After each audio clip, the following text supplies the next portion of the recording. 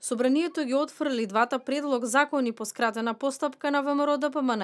Државниот јавен обвинител да биде на предлог на опозицијата и тој за укинување на радиодифузната такса.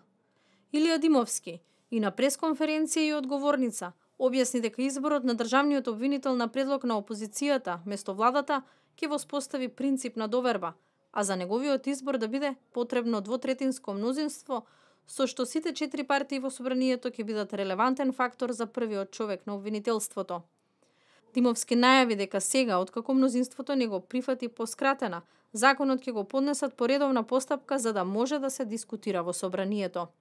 Државното јавно обвинителство или јавно обвинителската служба, која што во последните неколку години беше најпроблематизирана од сите нас, дали кон државното јавно обвинителство од една страна, или кон параобвинителството на господјата Јанева од друга страна, најголем дел од критиките се однесуваат токму на оваа дејност.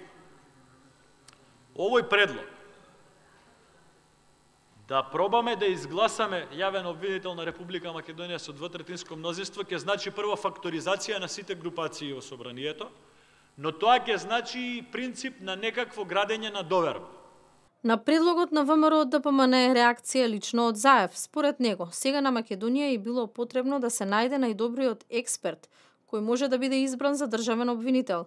Рече дека СДСМ ветилот и по втората година, на предлог на опозицијата ќе се избира јавен обвинител.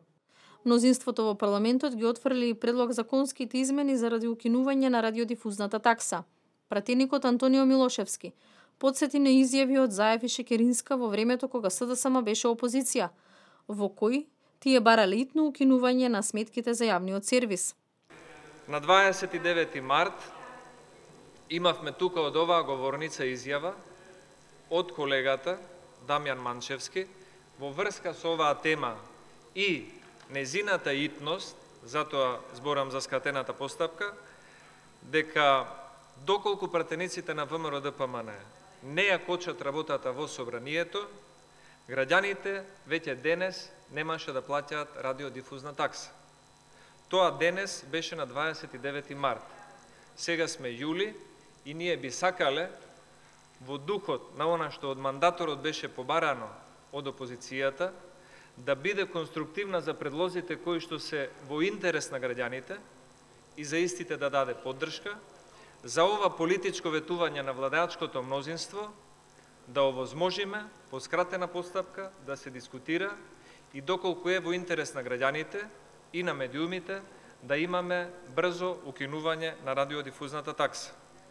Премиерот прашани за радиодифузната такса вети укинување до октомври, бидејќи владина обврска било да се најдат пари заради гаранција на финансиската независност на МРТВ.